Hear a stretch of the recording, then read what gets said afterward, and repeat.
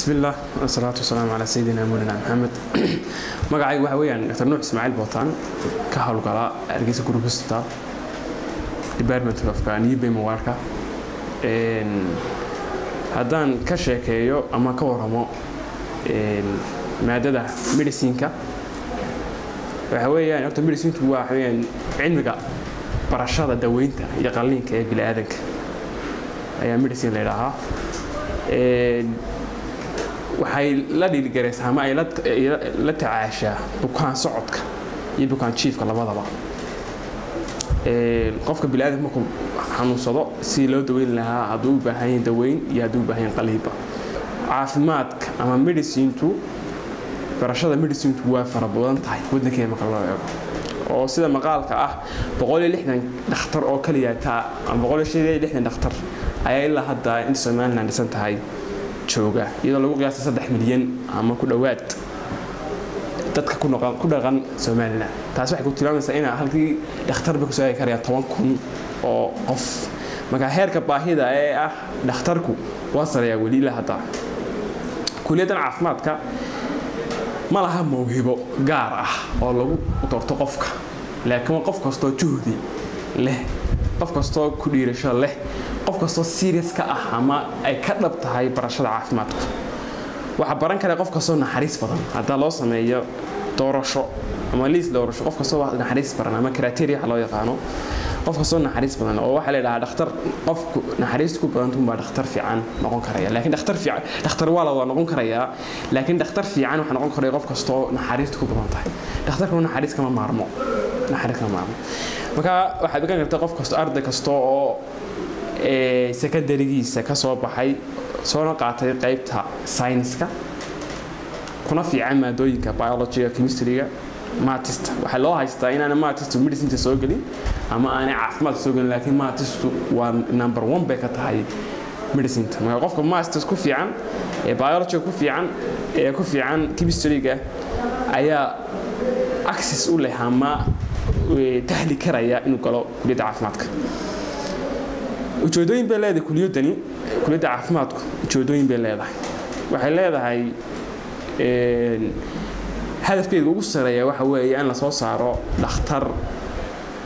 dhameystiran ama competent doctor waxa la yiraahdo dhakhtarka dhameystiran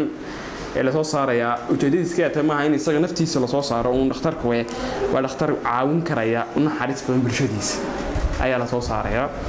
dhakhtarkaas wuxuu qabtaa ahdaaf badan leeyahay oo ah inuu kala daweeyo walow kaana cadowgiisana ha noqotay inuu daweynayo qof kasto bila aadana oo xanuun leh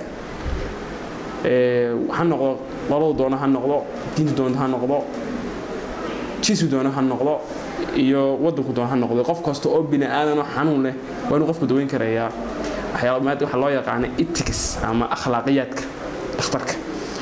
fikrada shaqo oo banaan qofka barta kuliyada horta waa kuliyada kaliya ee aan qof shaqo beelin ma jira dhakhtar maanta oranaya way shaqo la ahay oo ku nool adduunka dushiisa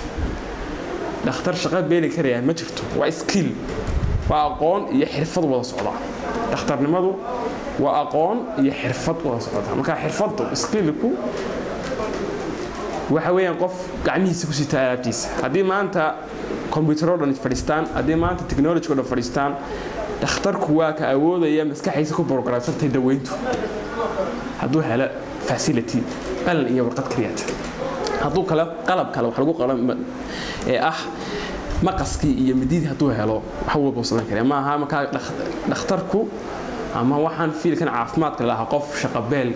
kariya ma aha qofku marka shaqada helaya oo marka shaqadiisa mar walba waa free way fronta meel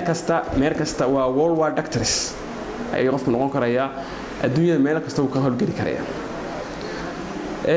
waxay leedahay darajo la koro dhakhtarku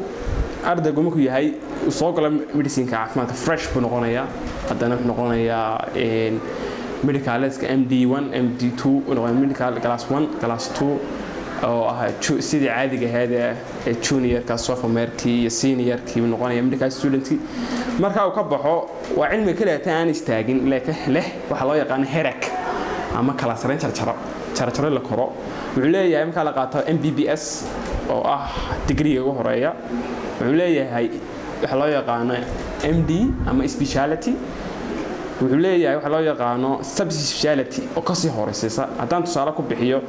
qofku wuxuu noqon karayaa dhakhtar general practitioner oo si guud ah dhakhtar guud oo caafimaadka wuxuu noqon karayaa dhakhtar gaar ah oo ciyaalka ah wuxuu noqon karayaa oo pediatric loo yaqaano ama pediatrician buu noqon karayaa wuxuu noqon karayaa dhakhtar ka sii gaarsan pediatric oo neonatology oo ilmaha yareystay la cisho ugu horeeya ah ku takhasusa ay noqon karayaa oo ka sii gala sub specialty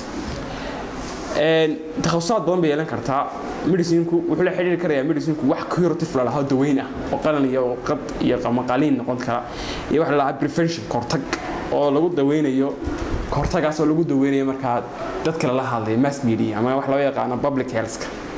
caafimaadka dadweynaha ama u adeegida iyo hanuuninta caafimaadka lagu hanuunayo dadka dadweynaha marka wuxuu leeyahay takhasusad fara badan researcher buu qofku noqon karayaa baaxis ama cilmi baaru noqon karayaa oo ka noqon karayaa daweynta oo ku noqon karayaa qaliinka oo ku noqon karayaa Allahumma salli ala Muhammad amuuraha kala duwan ee ka koobantay maadadan shahaadooyinka la qaadan karayo waa insan ka sheegay waxa la qaataa MBBS oo ah Bachelor Science oo Medicine Bachelor of Science ah oo ah shahaadadan ugu horeysay degree-ga ah waa 7 sano way kala duwan yihiin wuxuu qofku qaadanayaa internship waxa la yiraahdo oo u dhaxeeya MBBS kiisa iyo specialty guys ama master kiisa internship kaas waa 2 years ama 1 year and a half ama 1 year program kaasoo dhakhtarka loogu diyaarinayo loogu carbinayo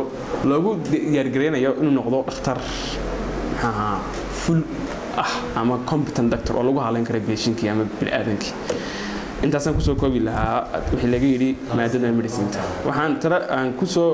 darayaa oo tala siinaya ardayga dhakhtarnimadu waxay u baahan tahay dadaal joogto ah dhakhtarnimadu waxay u baahan tahay self study joogto ah dhakhtarnimadu waxay u baahan tahay saan hore ku celinayaa naxariis u baahan tahay qofna qalbigiisu degan yahay naxariis badan ayay u baahan tahay dhakhtarnimadu haddii la oran jiray dhakhtarku ma naxo oo dhakhtarku waa manaxaan laakiin waa cagskeedan leeyo dhakhtarku naxariis waan u yeeshaa hadduu manaxaan noqdo xid weyn buu jari doonaa hadduu manaxaan noqdo isagoo buu ka tagi doonaa hadduu manaxaan noqdo hooyadii uu ka caraga bugta marka waxa loo baahan yahay patientku inuu naxariis yeesho dhakhtarku naxariis yeeshaan cafwan u jeedaa dhakhtarku waa noqdaa dhakhtar competent ah waan saakashay waa dhakhtar tuhdiyo nolosha serious ka ah nolosha yaani ka dhab tahay noloshu uun baa dhakhtar fiican noqon kara laakiin dhakhtar kastaaba ama qof kasta dhakhtar waa noqon karaya taa ila shak laakiin dhakhtar fiican baynu ka hadlaynaa dhakhtar fiican wax noqon kara qof nolosha ka run sheegaya wabillahi tawfiiq wa salaamu alaykum wa rahmatullahi wa barakatuh